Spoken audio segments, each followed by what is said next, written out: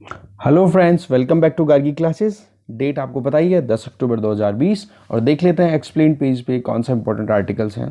देखो explain page पे तीनों आर्टिकल्स बहुत इंपॉर्टेंट है, अच्छे से समझने की ज़रूरत है तीनों को। पहला तो है जिसके लिए ऑलरेडी अपन डिस्कस कर चुके हैं, जो गाफा है, गूगल, अमेज़ोन, फेसबुक, एप्पल, इनकी जो डोमिनेंस बनती जा रही है ना, उसके अगेंस्ट में यूएसए में अभी एक ड्राफ्ट आया है और प्रोविजंस भी चल रहे हैं कि किस तरीके से इन तीनों चारों कंपनीज़ को रेगुलेट किया जाए और इनकी डोमिनेंस को एक तरीके से डिसमेंटल किया जाए। रीज़न बीइंग कि ये बहुत ही ज़्यादा एग्रेसिव वे में काम करती हैं, कंपटीशन भी खुद कंडक्ट करवाती हैं और उस कंपटीशन में पार्टिसिपेट भी खुद करती हैं। तो यहाँ पर कॉन्फ्लिक्ट ऑफ इंटरेस्ट है कि नहीं, उसी वजह से इनकी डोमिनेंस लगातार बढ़ती जा रही है।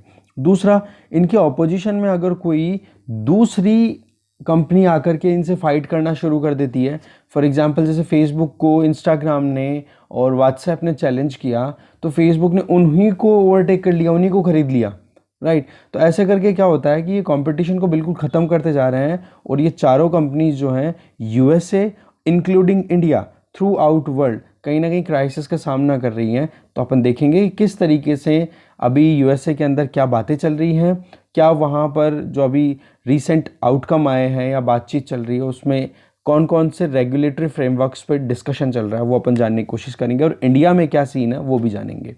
ये वाला आर्टिकल है रुद्रम, ये एंटी रेडिएशन मिसाइल का अभी टेस्ट हुआ है डीआरडीओ के द्वारा, ठीक है, ईस्टर्न कोस्ट ऑफ इंडिया।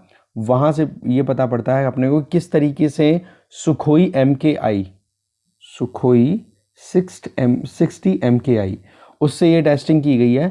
उसमें ये होता है कि रडार को, दुश्मन के रडार को आप कैसे चकमा दे सकते हो और उसको डिस्ट्रॉय कर सकते हो।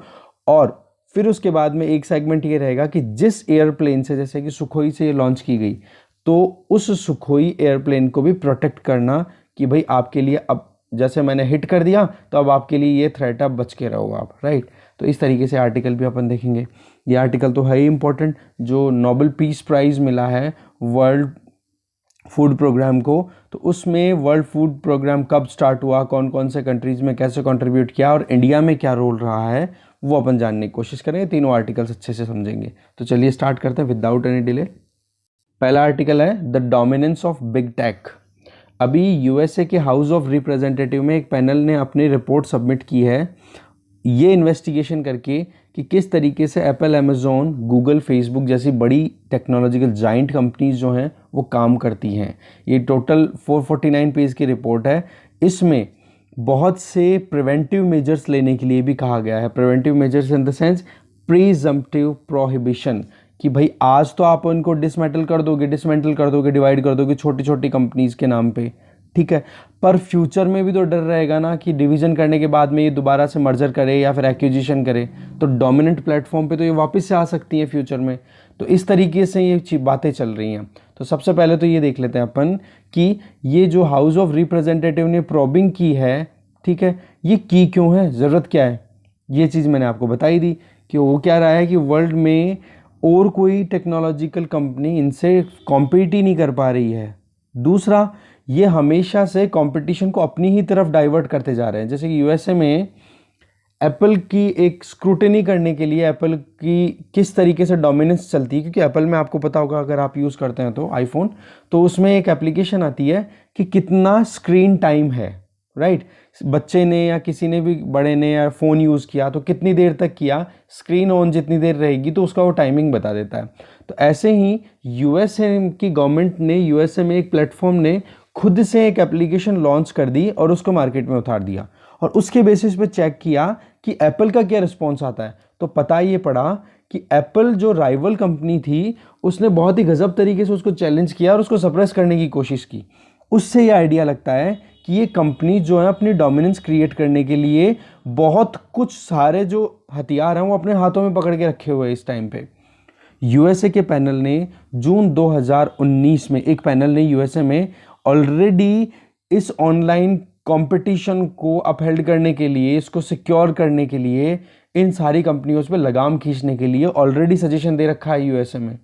आज देखोगे तो थ्रू आउट वर्ल्ड ये बड़े बड़े जो कंपनीज के मालिक जो है ना, जैसे अमेजोन के जेफ बेजोस हैं, टिम कुक एप्पल के हैं, मार्क जकरबर्ग फेसबुक के हैं, सुंदर पिचई गूगल के हैं, तो इनसे भी जब बातचीत की गई और जो चांसेस स्कोप देखा गया कि भाई डिजिटल मार्केट को हम कैसे कॉम्पिटिटिव बना सकते हैं, तो पता पड़ा कि इन लोगों का रिस्पॉन्स ही इवेजिव था, नॉन रिस्पॉन्सिव इनका एटीट्यूड रहा।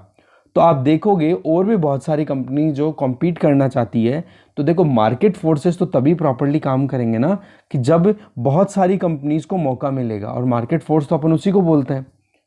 तो उस पैनल ने फाइंड आउट क्या किया है, जिसके बेसिस पर रिकमेंडेशन दी जा रही है कि भाई एक तो इनको डिसमेंटल करो, रिफॉर्म लेकर के आओ, स्ट्रक्चरल सेपरेशन लेकर के आओ इनमें सजेशन क्या दिया वो देख लेते हैं अपन पहले, कि स्ट्रक्चरल सेपरेशन लेके आओ, इन बिग कंपनीज को डिसमेंटल करो, छोटी छोटी कंपनियों में डिवाइड कर दो, जिससे कि मार्केट में कंपटीशन आए, दूसरी कंपनीज अपने आप को वीकर ना महसूस करें।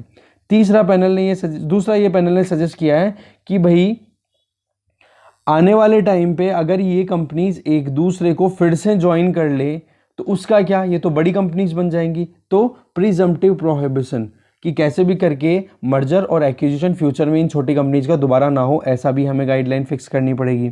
इसके अलावा पैनल ने यह भी रिकमेंड किया है कि इन कंपनीज को प्रोहिबिट किया जाए उन ऑपरेशन से जो कि एडजेसेंट लाइन ऑफ बिजनेस, इससे कहीं ना कहीं दूर रहे उनकी, मतलब जो आज काम कर रही हैं उस काम को आप डिसमेंटल इस तरीके से करो जिससे कि उनका इंटरेस्ट कन्वर्जेंस ना आए। ठीक, एडजेसेंट लाइन ऑफ बिजनेस एक जैसी सोच की हो जाएंगी कंपनियां तो मैच होने लग जाएगा, और फिर वो मर्जन होने में उनके लिए कहीं ना कहीं ईजी वे हो जाएगा। तो ये चीज होना चाहिए, तो स्ट्रक्चरल सेपरेशन करो, डिसमेंटल करो, और वो भी इस तरीके से करो कि वो एडजेसेंट लाइन ऑफ बिजनेस में ना आए, उसको प्रोहिबिट करना है। तीसरा कि फ्यूचर में इनका मर्जर अगर होने का स्कोप भी दिखे तो फिर से मर्ज ना हो सके। इन शॉर्ट कि बड़ी कंपनीज ना बने, जैसे मैंने आपको फेसबुक वाला एग्जांपल दिया ना कि किस तरीके से अपने राइवल को ये ओवरटेक करते हैं, कि व्हाट्सएप इंस्टाग्राम ने फेसबुक को चैलेंजेस देना शुरू किए, तो उस केस में व्हाट्सएप ने ओवरटेक कर लिया इन कंपनीज को, तो कंपटीशन बिल्कुल खत्म, अब फेसबुक अकेली है सोशल मीडिया में ज़्यादा लीड करने वाली। तो इस चक्कर से ये कहीं ना कहीं चारों कंपनीज के ऊपर सवाल उठते रहते हैं। दूसरी तरफ ये जो लीडर्स थे इनसे जो क्वेरीज की गई तो इनका रिस्पॉन्स बहुत ही पुअर रहा, तो इससे और ज़्यादा परेशानियों का कारण बढ़ता जाता है। और ये जो कंपनी जो गेट कीपर की तरह काम करती है कि कोई भी नई कंपनी आ रही है, फॉर एग्जांपल अभी कोई इंडिया में कोई कंपनी लॉन्च हो रही है मोबाइल फ़ोन ऑपरेटिंग सिस्टम बनाने वाली, तो उस कंपनी की एंट्री में ये जो कंपनी है, फॉर एग्जांपल अपने यहाँ पर मेन लीड कौन करता है, गूगल का एंड्रॉयड फ़ोन आप भी यूज़ कर रहे हो अभी, तो वो इंडिया में न्यू ऑपरेटिंग सिस्टम को एंटर ही नहीं होने देगी। और साथ में सबसे बड़ी चीज़ क्या आ रही है इंडिया में कि कोई भी मोबाइल फ़ोन अगर मैन्युफैक्चर हो रहा है तो उसमें पहले से ही गूगल की एप्लीकेशन इंस्टॉल्ड आती है, तो ये तो एक तरीके से एंटी कॉम्पिटिटिव हो गई कि नहीं। इस बात को हमारा जो कंपटीशन कमीशन ऑफ इंडिया है उसने ऑलरेडी रेज भी किया कि भाई आप इस तरीके से पहले से ही मोबाइल में ये इस तरीके की एप्लीकेशन जो कि रिक्वायर्ड है कि नहीं, वो तो यूज़र डिसाइड करेगा ना। आप अपनी एप्लीकेशंस को कैसे आप डिज़ाइन कर सकते हो, पहले से इंस्टॉल करके दे सकते हो, तो दूसरे ऑपरेटिंग सिस्टम्स को जगह नहीं मिलती। और क्या निकल के आया इंडिया में कि कंपटीशन कमीशन इंडिया लगातार पिछले 2 सालों से गूगल पे या अमेजोन का जो एक्टिविटीज़ है ना उन पे भी क्वेश्चन उठा रहा है। एडवर्टीजमेंट क्या आ रहा है, मतलब टीवी पे ऐड क्या आता है, गूगल पे कुछ भी टाइप करो आपको हर एक चीज़ का जवाब मिलेगा, चाहे आप कोई भी डिजिटल डिवाइस खरीदने की बात करो या रेलवे टिकट बुक करने की बात करो। अब आप एक चीज़ बताओ, गूगल है तो एक प्लेटफॉर्म ही ना, उसके जैसे और भी बहुत सारे प्लेटफॉर्म्स हैं, बट वो एक ही प्लेटफॉर्म क्यों डोमिनेट कर रहा है, तो ये बहुत बड़ा सवाल है।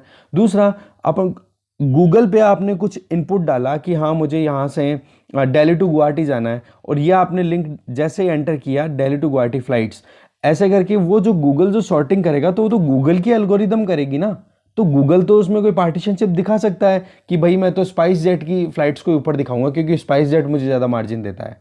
तो यहाँ पर बाई पार्टीशनशिप की एक इशू आ रही है कि नहीं, कहने का मतलब कि यहाँ पर एक अनफेयर कंडीशन निकल के आ रही है, तो इसको कंट्रोल करना बहुत ज़रूरी है।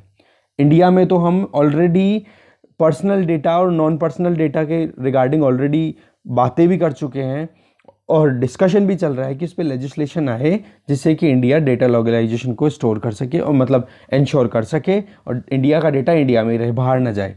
तो इंडिया तो रेगुलेटरी प्लेटफॉर्म पे ऑलरेडी एक्टिव है। तो यूएसए के अलावा आपको मैंने एक चीज़ बताई थी कि यूरोपियन यूनियन, यूरोपियन कंट्रीज भी गाफा टैक्स लगाना शुरू कर चुके हैं कि जो भी कंट्री, जो भी ये चारों बड़ी कंपनीज में से कोई भी गफला करती दिखेगी उस पर सीधा सा टैक्स इम्पोज करो। ओके, तो इस तरीके से क्या हो रहा है कि इनकी मोनोपोली कहीं ना कहीं बढ़ रही है, बट स्टेट्स जो हैं अब अलर्ट हो गए हैं। तो इस वजह से ये पूरा इशू हमारा समझना बहुत ज़रूरी था। एक रीसेंट केस मैंने आपको बताया था कि गूगल जो है वहाँ से आप एप्लीकेशन डाउनलोड करते हो तो गूगल ने अभी कुछ एप्लीकेशंस पे तो अपना टैरिफ भी इंक्रीज कर दिया, तो उससे और अपनी इनकम करने की कोशिश कर रहा है गूगल। तो पॉइंट यहाँ पे निकल के आ रहा है कि देखो मार्केट फोर्सेस में तो इक्वल एक प्लेटफॉर्म मिलना चाहिए जहाँ पे छोटे से छोटा और बड़े से बड़ी कंपनी अगर compete नहीं करेंगी तो स्टार्टअप्स को मोटिवेशन कैसे मिलेगा। आज अगर इंडिया में कोई ऑपरेटिंग सिस्टम को इंजीनियर, सॉफ्टवेयर इंजीनियर बनाना चाह रहा है और उसके पास में और भी बढ़िया मतलब इनपुट है, सिक्योरिटी और ज़्यादा इंश्योर कर सकता है, वो साइबर थ्रेट से ज़्यादा सिक्योरिटी दे सकता है, एंड्रॉयड से भी ज़्यादा, पर उसको प्लेटफॉर्म मिलना ही नहीं है, तो वो कैसे काम करेगा? क्योंकि जैसे ही वो मार्केट में उतरेगा तो एंड्रॉयड अपना खेल खेलना शुरू कर देगा। तो ये वजह है सारी जिसकी वजह से हमें इन सारे रिकमेंडेशंस पे ध्यान देने की ज़रूरत है। अगर आपसे कोई पूछे ना कि किस तरीके से क्या इन सारी 4 मेन कंपनीज की डोमिनेंस को हम टैकल कर सकते हैं, या फिर यही सिस्टम आप लगा सकते हो बड़ी कोई और सेगमेंट में कि हाँ इस पर्टिकुलर इंडस्ट्री में इसी कंपनी का ज़्यादा डोमिनेंस हो रहा है तो इसको कैसे टैकल करें, तो ये सजेशन आप इम्पॉर्टेंट तरीके से, टॉपिक आपने समझ लिया होगा, ये सजेशन आप ज़रूर देख लेना, राइट। ये काम आएंगे आंसर राइटिंग के टाइम पे। और गाफा टैक्स का मैं बार बार बताता हूँ, भूल मत जाना किससे रिलेटेड है। ओके, तो कंपटीशन की बात है, इंडिया में क्या होगा क्या नहीं होगा वो चीज़ अपन ऑलरेडी देख ही चुके हैं भाई, वही चीज़ें रिपीट हो रही हैं जो मैंने बता दिया। ठीक है, नेक्स्ट देख लेते हैं। ये आर्टिकल है मिसाइल टेस्टिंग से रिलेटेड जिसका नाम है रुद्रम एंटी रेडिएशन मिसाइल। ठीक है, इसका अभी सक्सेसफुल टेस्ट हुआ है सुखोई 30 MKI से। 60 बोला था मैंने उस टाइम पे, सॉरी यार, 30 MKI जेट से इसका टेस्ट किया गया है और ईस्टर्न कोस्ट ऑफ इंडिया, जो पेनिनसुलर इंडिया है इसकी ईस्टर्न कोस्ट से किया गया है। अब देख लेते हैं कि एंटी रेडिएशन मिसाइल होती क्या है। सिंपल सा प्रोसेस है, कोई भी अगर मिसाइल इंडिया दागेगा अपने एडवर्सरी पे तो इसको ट्रैक करने के लिए कोई ना कोई रडार सिस्टम तो काम करेगा, तभी तो उसको पता पड़ेगा कि भाई हमारे दुश्मन इंडिया की तरफ से मिसाइल आ रही है हमारे यहाँ पर। तो वो जो रडार सिस्टम है ना उसको डिस्ट्रॉय करने का काम करेगी ये मिसाइल। तो कितना एक्टिवली काम करना ज़रूरी होता है आज के टाइम पे हाईटेक मतलब कॉम्पिटिटिव एनवायरनमेंट में जहाँ पे फाइट होती रहती है। आज अगर चाइना और इंडिया के बीच में फाइट होती है तो उस केस में ये मिसाइल कितना इंपॉर्टेंट रोल प्ले कर सकती है, ये चीज़ इससे समझ में आती है कि अगर चाइना इस रडार का यूज़ करके इसको ट्रैक कर लेता है तो ये भी इस रडार को ट्रैक कर लेगी। फिर देखो कि अगर ये रडार जो है अगर इसने अपना वर्किंग बंद भी कर दिया, स्विच ऑफ भी कर दिया, तो भी ये इसको ट्रैक कर लेगी, चाहे ये पोजीशन इधर जाए या इसकी पोजीशन इधर आए तो भी इसको हिट कर देगी। तो पहला काम तो क्या है कि रडार को ट्रैक करना, डिटेक्ट करना, डिटेक्ट करने के बाद में फिर ट्रैक ही करना। डिटेक्ट तो यहाँ पे कर लिया, अब उसके बाद में अगर ये इधर जा रहा है तो इधर हिट कर लेगा, इधर जा रहा है तो इधर हिट कर लेगा। तो इस तरीके से फिर होता है ट्रैकिंग और फिर न्यूट्रलाइज। न्यूट्रलाइज का मतलब हिट करो और फिर इसको डिस्ट्रॉय करो। इस फंक्शनिंग पे, इस प्रिंसिपल पे काम करता है ये रुद्रम। ओके, इसमें मतलब जो मैकेनिज्म है उसका मेन है inertial navigation system. Inertial navigation system इसमें काम करता है जो कि कंप्यूटराइज्ड मैकेनिज्म होता है और साथ में जीपीएस भी इसकी हेल्प करेगा और सैटेलाइट बेस्ड पूरा सिस्टम है ही। तो ऐसे करके ये मिसाइल पूरा एक पैकेज है जो कि इंडिया की तरफ से, ये इसकी रेंज तो क्या रहेगी लगभग 100 किलोमीटर। अब ये प्लेन जो है फाइटर जेट्स हैं वो एडवर्सरी की बाउंड्री में या बॉर्डर के अंदर भी जा करके जल्दी से ये दाग करके और वापस अगर आने की कोशिश भी करें तो इनको भी तो प्रोटेक्शन की ज़रूरत है कि नहीं। तो इन मिसाइल्स में ये रुद्रम जो है, इसका पहला पार्ट तो मैंने आपको समझा दिया। इसका दूसरा पार्ट क्या है, इसके बैक में एक ऐसा सिस्टम होता है जो कि इस फाइटर जेट को भी गाइड करता रहेगा कि भाई आप आसपास के इन मिसाइल्स के टारगेट पे हो, इसलिए आप इन कोऑर्डिनेटेड को बचा के रखो, बाकी आप निकल जाओ। तो ऐसे करके आपने एडवर्सरी की अटैक भी कर दिया, रडार भी खत्म कर दिया और अपने खुद के फाइटर जेट को भी प्रोटेक्ट कर दिया। इस पूरे प्रिंसिपल पे ये मिसाइल काम करती है। आई होप आपको ये चीज़ समझ में आई होगी। तो फिर बात आती है रुद्रम से मतलब क्या होता है। रुद्रम एक संस्कृत वर्ड है, वैसे तो इसमें आप देखोगे तो ARM एंटी रेडिएशन मिसाइल आता है, रुद्रम में ARM आता है लास्ट में, ये देखो तो RAM है वैसे तो, बट ARM वर्ड जो है वो एक्रोनिम है। इसका एक्रोनिम अपन देखें तो क्या है, एंटी रेडिएशन मिसाइल, ठीक है। तो इस वजह से रुद्रम हो गया, और संस्कृत में आप देखो तो रिमूवर ऑफ सौरो, ठीक है। तो इस तरीके से इसका नाम रुद्रम दे दिया गया, DRDO के द्वारा इसको डेवलप किया गया है। और इसके अलावा अगर सिग्निफिकेंस इसकी देखें तो इंडियन एयरफोर्स की ये बहुत ही अच्छे तरीके से हेल्प कर सकती है, और वो भी तब जब एडवर्सरी की SEAD capability, that means suppression of enemy air defence, उसके सामने वाली पार्टी की एयर डिफेंस को ख़त्म करना, उसकी कैपेबिलिटी को रिड्यूस करना, उसके लिए मिसाइल काम में आएगी। पूरा सिस्टम मैंने बता दिया, सर्विलांस का काम भी कर लेगी ये काम, और दूसरा कम्बैट भी कर लेगी। एक तरीके से रडार को ख़त्म भी करेगी, तो इनपुट दे करके एयरक्राफ्ट की तरफ जो भी मिसाइल्स आएंगी उनसे भी कहीं ना कहीं बचा लेगी। तो पूरा सीन ये है, ठीक है। नेक्स्ट आर्टिकल देखते हैं। वर्ल्ड फूड प्रोग्राम, अभी Nobel peace award, Nobel prize तो मिल ही रहे हैं, तो Nobel peace award world food programme को मिला है, तो इसके बारे में पूरी डिटेल जानते हैं। देखो, नॉर्वे की नोबेल कमेटी ने डिसाइड किया कि 2020 नोबेल पीस प्राइज़ जो है वो यूनाइटेड नेशन की एजेंसी वर्ल्ड फूड प्रोग्राम को जाना चाहिए।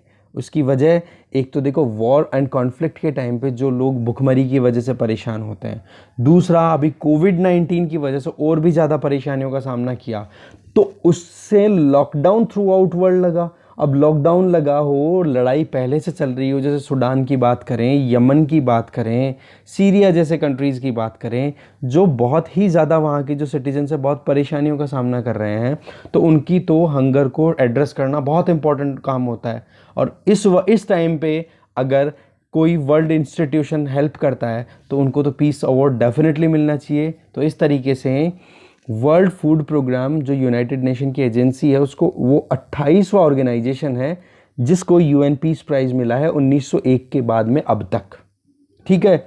अब देख लेते हैं कि कब इसको स्टैब्लिश किया गया था। देखो, 1961 में यूनाइटेड स्टेट्स के प्रेसिडेंट ड्विट एज़नोवर के द्वारा ये सजेशन दिया गया था, ड्विट एज़नोवर, ठीक है। उन्होंने ये बोला कि हमें कैसे भी करके ग्लोबल हंगर को एड्रेस करने के लिए यूनाइटेड नेशन सिस्टम के थ्रू हमें काम करना चाहिए। तो ऐसे करके 1961 में स्टैब्लिश किया गया वर्ल्ड फूड प्रोग्राम को। और फिर उसके 2 साल बाद में 2 साल तक इन्होंने काम किया, जिसमें कि सबसे पहले तो ईरान में एक अर्थक्वेक आया था बॉइन ज़हरा में, वहाँ पर वीट, शुगर, टी इनकी हेल्प दी गई थी। इसके अलावा थाईलैंड, अल्जीरिया, इन कंट्रीज़ में भी हेल्प दी गई थी। तो पॉइंट ये निकल के आता है कि इन 2 सालों में बहुत अच्छे से परफॉर्म करने के बाद में वर्ल्ड फूड प्रोग्राम को यूनाइटेड नेशन की परमानेंट एजेंसी कंसीडर करना शुरू कर दिया था, अप्रूवल दे दिया गया था यूनाइटेड नेशन के अंडर में इसको, ठीक है। तो यूनाइटेड नेशन की परमानेंट एजेंसी कब बनी? 1963 में।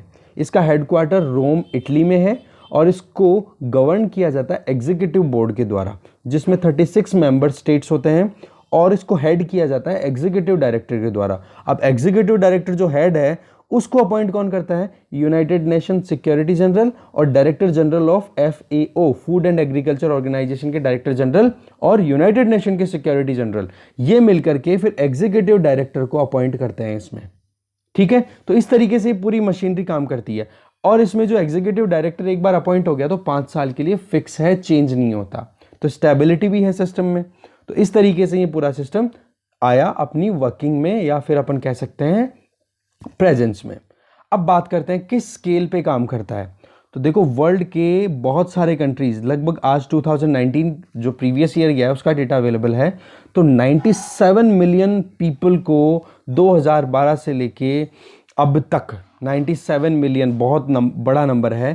तो 88 कंट्रीज में हेल्प की है वर्ल्ड फूड इस प्रोग्राम ने।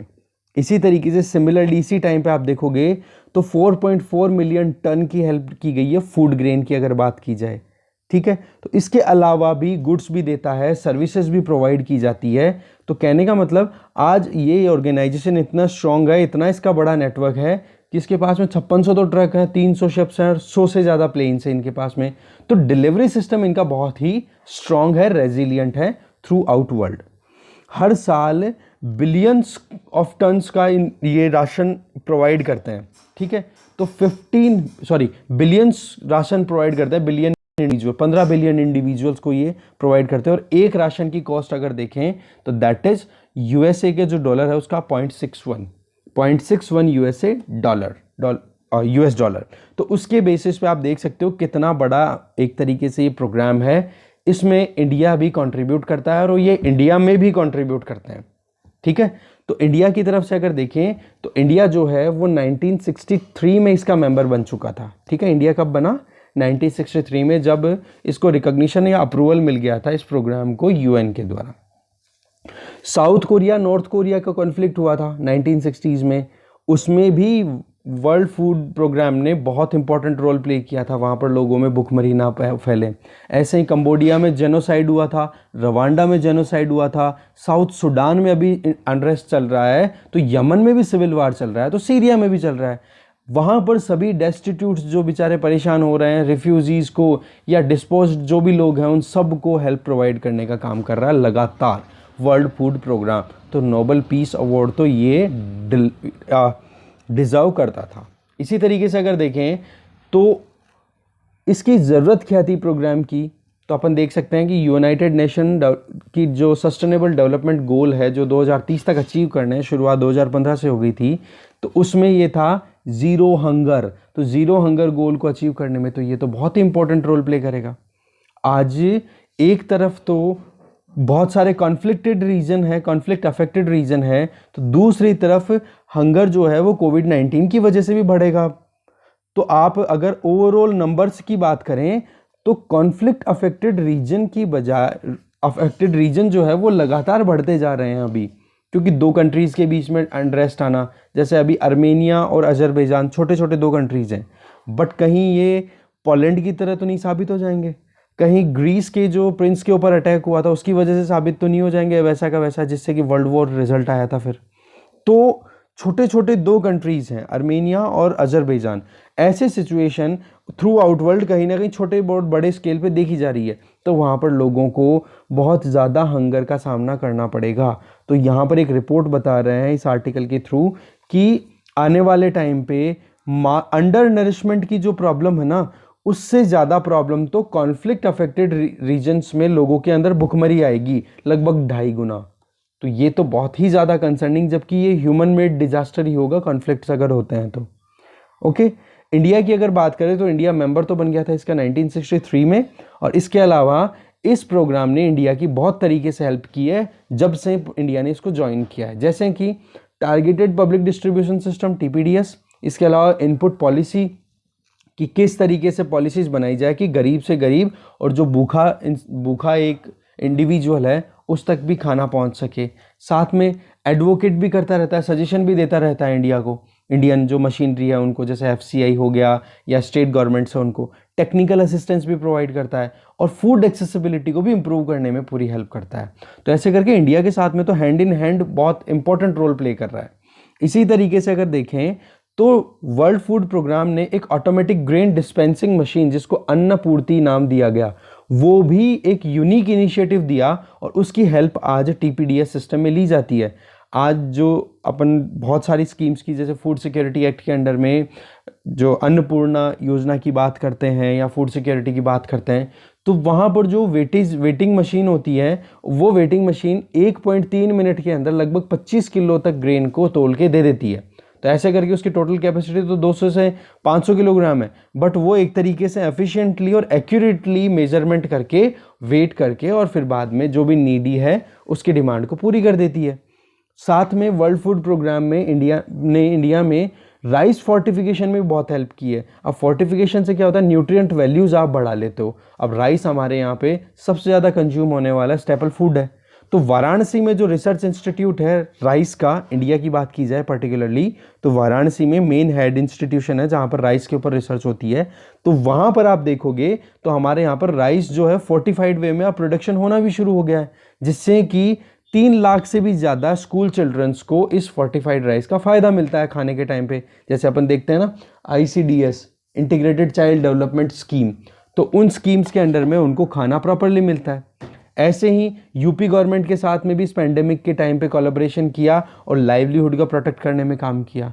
तो आप देखोगे आंगनवाड़ी हो या कोई भी सेगमेंट हो जहाँ पर खाने की बात है, फूड सिक्योरिटी की बात है, वहाँ पर वर्ल्ड फूड प्रोग्राम इंडिया में इक्वली कंट्रीब्यूट करता है बहुत ही अच्छे तरीके से। फिर बाद में ये बात आती है कि आज यमन हो गया, डेमोक्रेटिक रिपब्लिक ऑफ कॉन्गो हो गया, नाइजीरिया हो गया, सूडान, बुर्किना फासो, इन सारे कंट्रीज़ में कहीं ना कहीं वायलेंट कॉन्फ्लिक्ट तो चल ही रहे हैं। पेंडेमिक ऊपर से आ गया तो और भी ज़्यादा स्टारवेशन का कारण बन जाएगा, लोग वहाँ पर भुखमरी से मर जाएंगे। तो उस केस में तो वर्ल्ड फूड प्रोग्राम को अप्रिशिएट करना ज़रूरी है, उसकी एक्टिविटीज़ को इंटेंसिफाई करना ज़रूरी है, सपोर्ट करना ज़रूरी है। ठीक है, वैक्सीन प्रोवाइड करने की बात करो चाहे कुछ भी करो, ठीक है। इस तरीके से ये आर्टिकल भी खत्म होता है, एक्सप्लेन डिस्कशन यहीं खत्म होता है। Thank you.